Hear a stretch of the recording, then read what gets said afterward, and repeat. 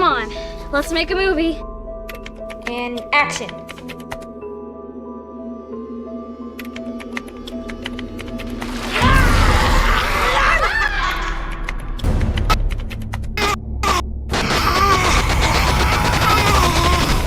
When I was a kid, Apparently there was this nurse there that just would...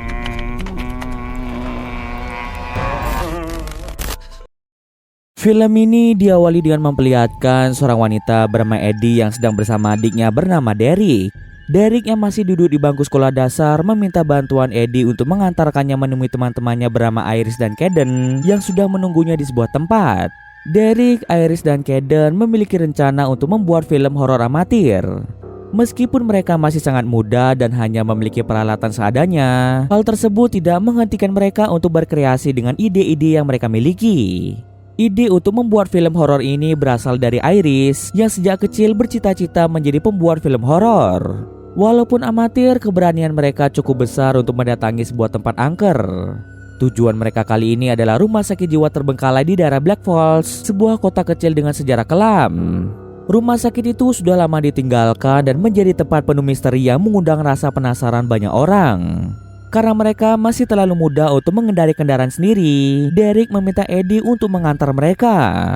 Rencananya mereka akan berkumpul di rumah teman mereka bernama Marlene yang letaknya tidak jauh dari rumah sakit jiwa tersebut. Sebagai kakak yang peduli, Eddie setuju untuk mengantar mereka walaupun ia sedikit khawatir dengan rencana tersebut. just like my cute little bro. You guys seriously? Saat tiba di rumah Marlene, Eddie mengingatkan mereka untuk tidak bermain terlalu lama dan menetapkan batas waktu hingga pukul 6 sore. Ia menegaskan bahwa Eddie akan menjemput mereka tepat waktu dan anak-anak harus selesai dengan petualangan mereka sebelum matahari terbenam. Setelah Eddie pergi, Derek, Iris, Marlene, dan Caden pun bersiap-siap untuk memulai petualangan mereka. Hey, Marlene. Hey, Iris. Thanks. I think this grass is... So, how'd you hear about this place? Dengan membawa satu kamera untuk merekam setiap kejadian dan senter sebagai satu-satunya sumber penerangan, mereka memberanikan diri untuk melangkah menuju rumah sakit jiwa yang terbengkalai itu. Iris yang paling bersemangat tidak sabar untuk memulai petualangan mereka. Ia menjadi orang pertama yang membuka pintu menuju basement rumah sakit jiwa tersebut dan tanpa ragu melangkah masuk ke dalam basement.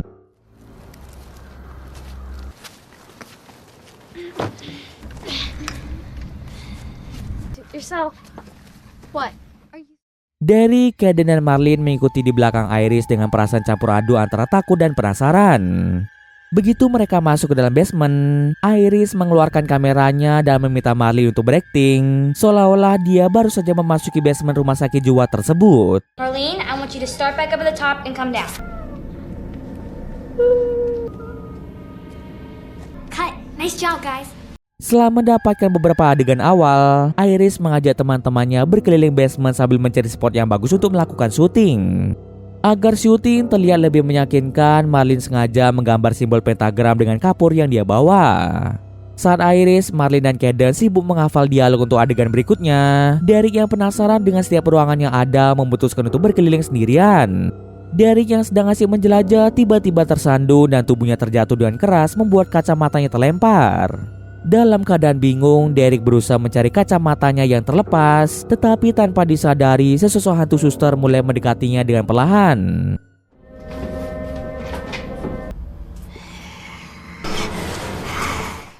Karena tidak dapat menemukan kacamatanya, Derek yang merasa panik memilih untuk kembali mencari teman-temannya meskipun pandangannya terasa kabur. Ketidakmampuannya untuk melihat dengan jelas menyebabkan Derek semakin tersesat dan malah memasuki ruangan kecil yang mirip seperti kamar. Lalu tiba-tiba saja pintu kamar tertutup dengan sendirinya membuat Derek terjebak dan tidak bisa keluar dari kamar tersebut. Saat mencoba mencari cara untuk keluar, Derek terkejut menyaksikan sesosok hantu pria berdiri di sudut ruangan. Hantu itu tampak mengerikan dengan tangan terikat dan mata yang dijahit.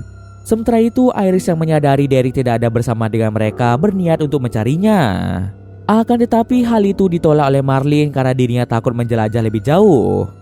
Marlene akan menunggu mereka di pintu luar sementara Iris dan Caden segera mencari keberadaan Derek. Ketika Marlene ditinggal sendirian, suasana sunyi dan gelap di sekitar pintu keluar membuatnya semakin cemas. Akhirnya Marlene berubah pikiran dan memilih untuk menyusul Iris dan Caden. Bukannya menemukan mereka, Marlin malah tersesat dan tiba-tiba mendapat serangan dari sosok makhluk tak kasat mata.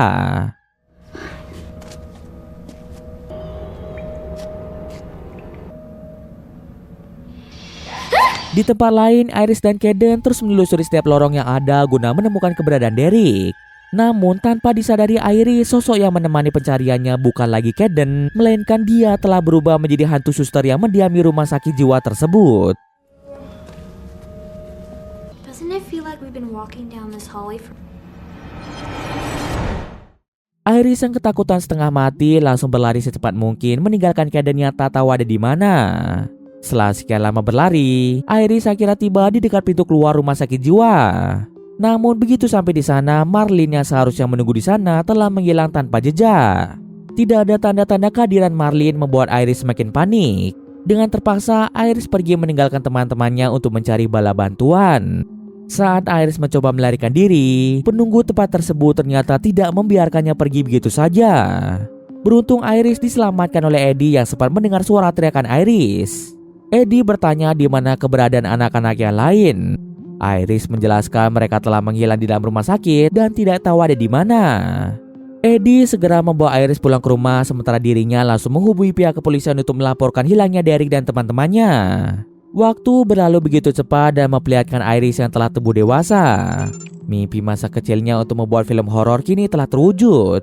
Iris kini bekerja sebagai sutradara di sebuah acara televisi yang mengkhususkan diri dalam membuat serial horor. Di setiap episode, Iris menyalurkan kecintaannya pada genre horor dengan menampilkan cerita-cerita menyeramkan yang diangkat dari urban legend atau kisah misteri. Sebagai sutradara, Iris dikenal terampil dalam menciptakan suasana mencekam dan menyajikan visual yang menakutkan.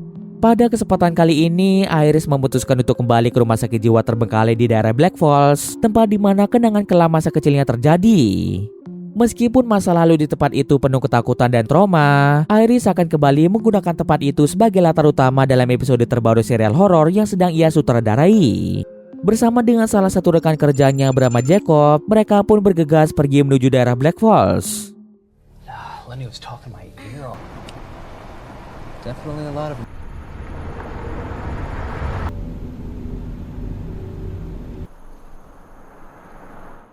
Setibanya di sana, mereka menginap di motel sederhana yang terletak tidak jauh dari rumah sakit jiwa yang akan menjadi tempat lokasi syuting mereka.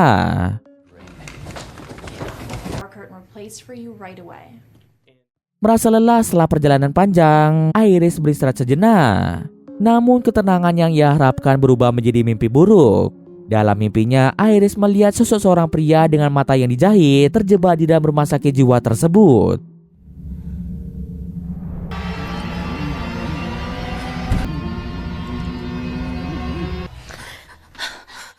Setelah terbangun dari mimpi buruk mengerikan itu, Iris berusaha menenangkan dirinya dengan mengambil obat penenang yang biasa ia konsumsi. Dalam keadaan panik, ia tanpa sengaja menjatuhkan botol minumnya. Ternyata setelah kejadian buruk yang menimpanya di rumah sakit jiwa itu, Iris memang kerap kali mengalami mimpi buruk dan diharuskan mengkonsumsi obat untuk menenangkan pikirannya. Lalu terdengar suara ketukan pintu. Jacob datang mengingatkan Iris bahwa mereka harus segera berangkat ke lokasi syuting. Waktu mereka sudah mepet dan harus segera menyelesaikan episode terbaru untuk serial horor pada acara TV mereka. Ketika Iris ingin mengambil barang-barangnya, ia sangat terkejut setelah mengamati botol air yang tadinya tumpah malah kembali pada posisi semula seolah tak pernah terjatuh. Meski bingung, Iris langsung mengambil barang-barangnya dan bergegas ke lokasi syuting mereka. Sebelum menuju lokasi rumah sakit jiwa yang terbengkalai itu, Iris dan Jacob memutuskan untuk mampir sebentar ke rumah Eddie. Sesampai di sana, Eddie menyambut hangat kedatangan Iris dan Jacob. Eddie mempersilahkan mereka untuk masuk ke dalam rumahnya. Hello, welcome. You're really making movies now, huh? Nice to be back, you know? Eddie tak bisa menyembunyikan rasa bahagianya melihat Iris telah kembali. Meski sudah jarang bertemu, Eddie selalu mengikuti perkembangan karir Iris dan bangga dengan apa yang telah dicapainya sebagai sutradara serial horor ternama. Saat mereka sedang berbincang, terdengar suara kegaduhan yang dibuat oleh Derek. Okay, well, very good. Cozy in, I guess. Ternyata setelah kejadian di rumah sakit jiwa bertahun-tahun lalu, Derek, Caden, dan Marlin berhasil ditemukan dalam keadaan hidup. Namun anehnya sikap mereka berubah semenjak memasuki rumah sakit jiwa tersebut. Derek yang dulunya adalah anak yang ceria dan penuh tawa, sekarang lebih banyak diam, tidak banyak berbicara dan suka berteriak tanpa alasan yang jelas. Pikiran Derek juga berubah menjadi kekanak-kanakan, di mana dia gemar mengoleksi mainan dan boneka-boneka kecil. Selain itu, dia juga sering membuat gambar-gambar aneh yang sulit dipahami. Tak hanya Derek yang mengalami perubahan paling mencolok terjadi pada Marlin, di mana dia sering ketakutan dan kerap kali melihat sosok mengerikan dengan mata kepalanya sendiri. Marlin yang tak kuat karena selalu melihat sosok mengerikan nekat mencokel matanya sendiri hingga membuatnya buta. Mendengar penjelasan Eddie tentang kondisi Derek dan Marlin, Iris pun merasa kasihan pada teman-temannya. Jika saja Iris tidak mengajak mereka untuk memasuki tempat menyeramkan itu, mungkin semuanya akan berbeda. Tiba-tiba saja Derek mengalami kejang-kejang. Eddie meminta bantuan mereka untuk memindahkan Derek ke tempat tidur. Eddie menceritakan bahwa beberapa kali Derek mengalami kondisi kejang, dan ini adalah hal yang biasa terjadi pada Derek. Karena mereka terlalu lama mengobrol, waktu pun berjalan begitu cepat dan tak terasa waktu pun sudah menunjukkan malam hari. Mereka terpaksa kembali ke motel dan akan melakukan syuting pada esok paginya. Di perjalanan pulang, Jacob mencoba bertanya apa yang telah terjadi pada Iris dan teman-temannya di masa lalu. Akan tetapi Iris memilih untuk diam dan tidak mau menceritakan detail dari kejadian masa lalunya. Sesampainya di motel, Iris yang baru saja tertidur kembali mengalami mimpi buruk.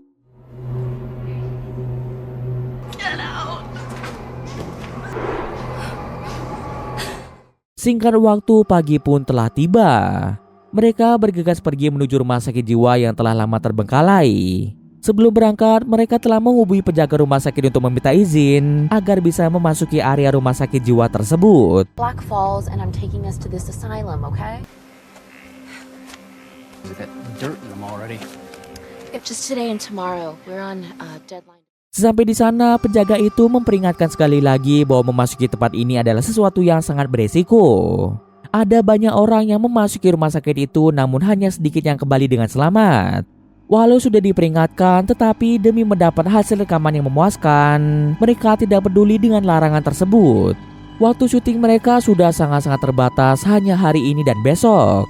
Setelah penjaga membuka pintu masuk, Iris dan Jacob segera melakukan penelusuran sambil merekam setiap kegiatan yang mereka lakukan. Jacob yang bertugas sebagai kameramen mulai merekam setiap detail bangunannya telah ditinggalkan begitu saja selama bertahun-tahun.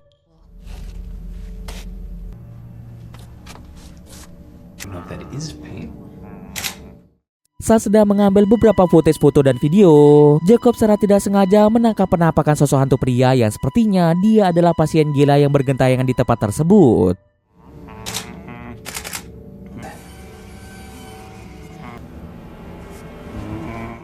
Sementara itu, dari sudut pandang mata Iris benar-benar bisa menyaksikan penampakan hantu itu dengan jelas. Pria itu adalah sosok yang pernah dilihat oleh Derek sebelumnya. Melihat gerak-gerik hantu itu, sepertinya dia adalah pasien yang pernah disisa di rumah sakit jiwa tersebut. Takut ada sesuatu yang buruk terjadi pada mereka, Iris mengajak Jacob untuk pergi ke ruangan lain. Don't. Mereka berjalan dengan hati-hati melewati koridor-koridor gelap dengan penuh debu, sambil tetap merekam suasana mengerikan di sekeliling mereka. Ketika mereka menelusuri lorong yang mengarah ke ruangan berikutnya, mata Iris tertuju pada sebuah meja operasi tua yang terletak di sudut ruangan. Di atasnya terdapat beberapa benda tajam yang sudah berkarat.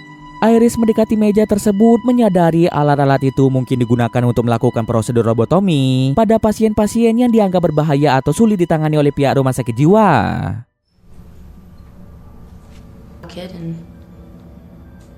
We should get more footage, right? Mereka kemudian kembali melanjutkan perjalanan sambil mencari footage yang bagus. Saat Jacob secara tidak sengaja menjatuhkan penutup kamera, dia membuku untuk mengambilnya. Namun ketika ia kembali berdiri, Iris sudah tidak ada bersamanya. Kebingungan melanda Jacob. Dia memanggil nama Iris beberapa kali tetapi tidak ada jawaban. Rasa takut mulai menguasai dirinya, menyadari mereka telah berpisah di tempat yang menyeramkan ini. Jacob mengambil keputusan untuk menunggu Iris di dekat pintu keluar, berharap dia akan segera kembali. Beberapa waktu kemudian Iris datang mengagetkan Jacob. Jacob marah dan menegur Iris yang tiba-tiba meninggalkannya begitu saja tanpa memberitahunya. Karena hari sudah hampir gelap, Iris meminta Jacob untuk kembali ke motel sementara dirinya akan mampir sebentar ke rumah Marlin. Sesampai di rumah Marlin, ibu Marlin menyambut hangat kedatangan Iris dengan mengajak Iris untuk makan malam bersama mereka. Ibu Marlin senang bertemu dengan Iris dan meminta Iris untuk datang kemari jika memiliki waktu luang. Iris yang sibuk dengan pekerjaannya sulit mengatur waktu untuk bisa bertamu ke rumah orang lain. Karena hari ini Iris memiliki waktu luang setelah menyelesaikan pekerjaannya, Iris pun menyempatkan diri untuk mampir ke rumah Marlin hanya untuk melihat keadaan temannya yang sudah lama tidak ia temui. Ternyata kondisi Marlin benar-benar mengkhawatirkan, persis seperti yang diceritakan oleh Eddie sebelumnya. Melihat sahabatnya dalam keadaan buta, Iris merasa bersedih dan khawatir, tak kuasa membayangkan penderitaan yang harus dialami oleh Marlin. Thank you. This looks delicious. I saw a girl who wasn't there. You don't miss Black Falls? Sometimes I do. Setelah makan malam selesai, ibu Marlin mulai melakukan hal yang mengejutkan. Ia mengikat tangan dan kaki Marlin di kursi yang membuat Iris sedikit kaget. Ketika Iris bertanya tentang apa yang terjadi, ibu Marlin menjelaskan tindakan itu sengaja dilakukan demi keamanan. Marlin terkadang bertindak nekat dan tidak sadar akan bahaya di sekitarnya. Ibu Marlin tidak ingin anaknya menyakiti dirinya sendiri dengan benda tajam atau melakukan sesuatu yang bisa membahayakan dirinya sendiri. Setelah ibu Marlin pergi, Marlin bertanya pada Iris apakah Iris sudah bertemu dengan Caden. Iris menjelaskan bahwa dirinya tidak memiliki banyak waktu untuk bertemu dengan Caden dan besok adalah hari terakhirnya berada di Black Falls. Kemudian Marlin memohon-mohon pada Iris untuk melepas ikatan pada tangan dan kakinya. Iris ragu-ragu dan khawatir jika ia melepaskan ikatan tersebut, Marlin mungkin akan melakukan tindakan nekat yang bisa membahayakan dirinya. Melihat Marlin tidak nyaman dalam kondisi terikat seperti itu, membuat Iris berubah pikiran. Iris akhirnya mengambil keputusan untuk melepaskan ikatan tersebut. Ia meyakinkan dirinya sendiri bahwa kehadirannya di sana akan membantu menjaga Marlin agar tidak melakukan tindakan yang berbahaya. Namun Iris tidak menduga Marlin malah menyerangnya.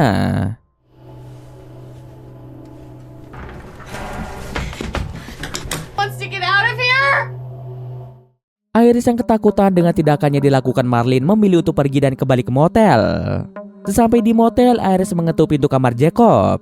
Anehnya Jacob tak kunjung membukakan pintu. Iris mencoba menelpon Jacob, tapi ternyata Jacob tidak bisa dihubungi sama sekali. Tiba-tiba pintu kamar terbuka, tetapi yang muncul bukanlah Jacob, melainkan seorang pria asing yang membuatnya terkejut dan bingung. Tanpa membuang waktu, Iris bergegas menuju meja resepsionis untuk mencari tahu keberadaan Jacob yang sempat menginap di salah satu kamar. Iris ketika terkejut mendengar resepsionis berbicara bahwa tidak ada salah seorang pun yang bernama Jacob menginap di tempat ini. Resepsionis memberitahu Iris bahwa Iris datang ke motel ini hanya sendirian dan tidak pernah ditemani oleh siapapun. Merasa bingung dengan penjelasan resepsionis, Iris mencoba menelpon Jacob, namun lagi dan lagi keanehan terjadi di mana semua kontak di ponsel Iris mendadak menghilang. Tak mengerti apa yang terjadi, Iris segera mengemas semua barangnya dan memutuskan untuk pergi ke rumah Eddie. Setibanya di sana, Iris tak bisa menahan tangisnya di hadapan Eddie. Iris menceritakan bahwa dia tidak mengerti apa yang terjadi dengan hidupnya, mengapa Jacob yang merupakan rekan kerja yang selalu bersamanya menghilang secara misterius. Semua kontak di HP-nya juga menghilang, membuat Iris tidak bisa menghubungi Jacob. Mendengar cerita Iris, Eddie berusaha menenangkan dan memberikan penjelasan bahwa saat Iris tiba di Black Falls, Iris hanya terlihat sendirian tanpa ditemani oleh siapapun. Jika benar Iris datang sendirian, lalu siapa sebenarnya Jacob yang ia kenal selama ini? Dengan tekad untuk menemukan jawaban, Iris meminta izin kepada Eddie untuk beristirahat sejenak dengan meminjam salah satu kamar yang tidak terpakai hanya untuk menggali lebih dalam tentang apa yang sebenarnya terjadi. Apakah semua hal yang dialami oleh Iris ada kaitannya dengan rumah sakit jiwa yang ia masuki sewaktu kecil? Iris memulai pencariannya dengan menelusuri artikel-artikel lama di internet mengenai rumah sakit jiwa tersebut.